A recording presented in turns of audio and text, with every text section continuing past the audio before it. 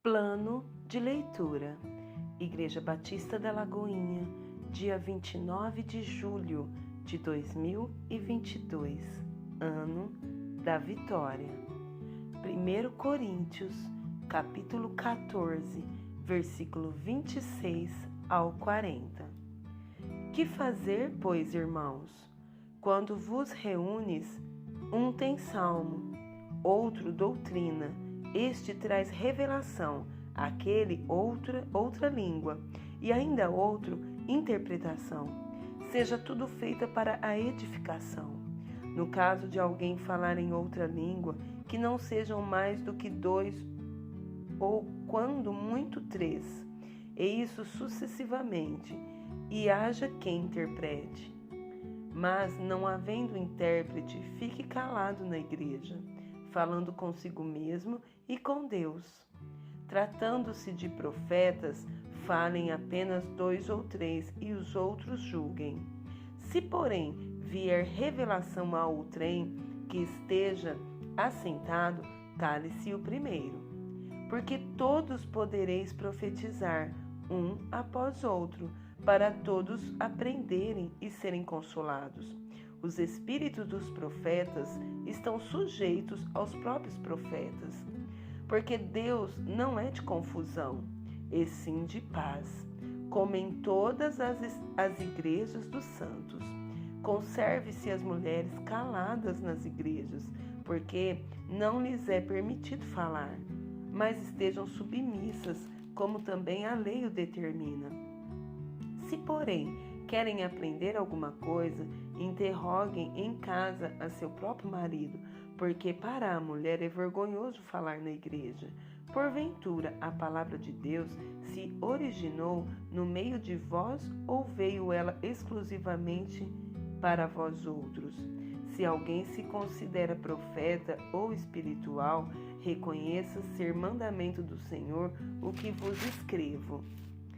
E se alguém o ignorar, será ignorado. Portanto, meus irmãos, procurai com zelo o dom de profetizar, e não proibais o falar em outras línguas. Tudo, porém, seja feito com decência e ordem. 2 Reis, capítulo 9.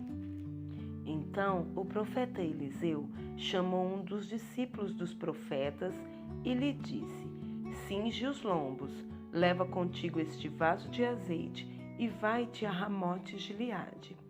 E lá chegando, vê onde está Jeú, filho de Josafá, filho de Ninsi. Entra e faz-o levantar-se do meio de seus irmãos e leva-o à câmara interior. Toma o vaso de azeite, derrama-lhe sobre a cabeça e dize: Assim diz o Senhor, ungi-te rei sobre Israel. Então abre a porta, foge e não te detenhas. Foi, pois, o moço, o jovem profeta, a Ramote-Gileade. Entrando ele, eis que os capitães do exército estavam assentados. Ele disse: Capitão, tenho mensagem que te dizer. Perguntou-lhe Jeú: A qual de todos nós? Respondeu-lhe ele: A ti, capitão. Então se levantou Jeú e entrou na casa. O jovem derramou-lhe o azeite sobre a cabeça e lhe disse: Assim diz o Senhor, Deus de Israel, ungi-te rei sobre o povo do Senhor, sobre Israel. Ferirás a casa de Acabe, teu senhor, para que eu vingue da mão de Jezabel o sangue dos meus servos, os profetas, e o sangue de todos os servos do Senhor. Toda a casa de Acabe perecerá. Exterminarei de Acabe todos do sexo masculino, quer escravo, quer livre, em Israel. Porque farei a casa de Acabe como a casa de Jeroboão, filho de Nebate, e como a casa de Baasa, filho de Aías. Os cães devorarão Jezabel no campo de Jezreel. Não haverá quem a enterre. Dito isto, abriu a porta e fugiu. Saindo Jeú aos servos de seu senhor, disseram-lhe: Vai tudo bem? Por que veio a ti este louco? Ele lhe respondeu: Bem conheceis esse homem e o seu falar. Mas eles disseram: É mentira. Agora faze-nos sabê-lo, te pedimos. Então disse Jeú: assim e assim me falou, a saber, assim diz o Senhor, ungi-te rei sobre Israel. Então se apressaram e, tomando cada um o seu manto, os puseram debaixo dele, sobre os degraus, e tocaram a trombeta e disseram: Jeú é rei. Assim, Jeú, filho de Josafá, filho de Nissim, conspirou contra Jorão. Tinha, porém, Jorão cercado a Ramote-Gileade, ele e todo Israel, por causa de Azael, rei da Síria. Porém, o rei Jorão voltou para se curar em Jezreel, das feridas que os sírios lhe fizeram, quando pelejou contra Azael, rei da Síria. Disse Jeú: se é da vossa vontade, ninguém saia furtivamente da cidade, para ir anunciar isto em Jezreel. Então Jeú subiu a um carro e foi-se a Jezreel, porque Jorão estava de cama ali. Também Acasias, rei de Judá, descera para ver Jorão. Ora, o atalaia estava na torre de Jezreel, e viu a tropa de Jeú, que vinha, e disse: vejo uma tropa. Então disse Jorão: toma um cavaleiro e envia-o ao seu encontro, para que lhe pergunte: a paz? Foi-lhe o cavaleiro ao encontro e disse: assim diz o rei, a paz? Respondeu Jeú: que tens tu com a paz? Passa para trás de mim. O atalaia deu aviso, dizendo: chegou a eles o mensageiro, porém não volta. Então enviou Jorão outro cavaleiro. Chegando este a eles, disse: assim diz o rei, a paz? Respondeu Jeú: que tens tu com a paz? Passa para trás de mim. O atalaia deu aviso, dizendo: também este chegou a eles, porém não volta. E o guiar do carro parece como o de Jeú, filho de Nissi, porque guia furiosamente. Disse Jorão: aparelha o carro. E lhe aparelharam o carro. Saiu Jorão, rei de Israel, e Acasias, rei de Judá, cada um em seu carro, e foram ao encontro de Jeú, e o acharam no campo de Nabote, o jezreelita. Sucedeu que, vendo Jorão a Jeú, perguntou: a paz, Jeú? Ele respondeu: que paz, enquanto perduram as prostituições de tua mãe Jezabel e as suas muitas feitiçarias? Então Jorão voltou as rédeas, fugiu e disse a Acasias: há traição, Acasias. Mas Jeú entesou o seu arco com toda a força e feriu a Jorão entre as espáduas. A flecha saiu-lhe pelo coração e ele caiu no seu carro. Então Jeú disse a Bidkar, seu capitão: toma-o, lança-o no campo da herdade de Nabote, o jezreelita, pois lembra-te de que, indo eu e tu, juntos montados após Acabe, seu pai, o Senhor pronunciou contra ele esta sentença. Tão certo como vi ontem à tarde o sangue de Nabote e o sangue de seus filhos, diz o Senhor, assim te retribuirei neste campo, diz o Senhor. Agora, pois, toma-o e lança-o neste campo, segundo a palavra do Senhor.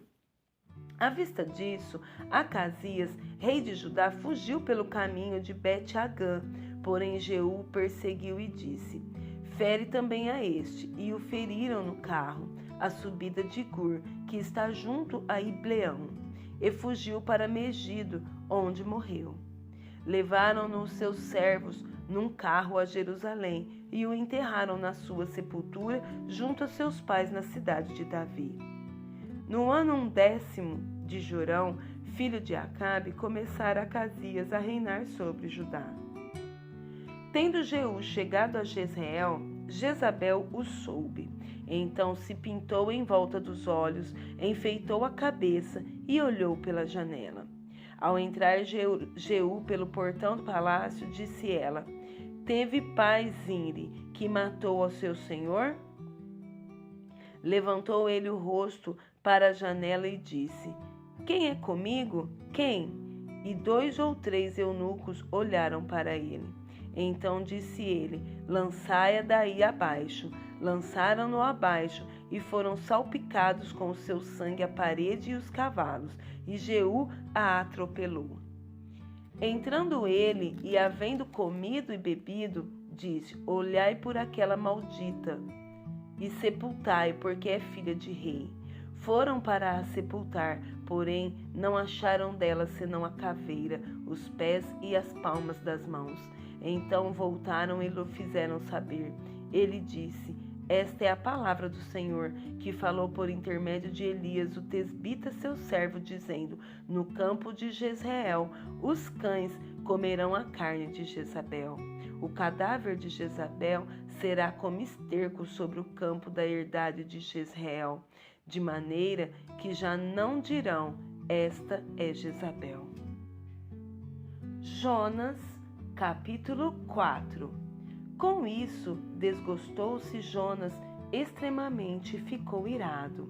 E orou ao Senhor e disse: ah, Senhor, não foi isso que eu disse, estando ainda na minha terra?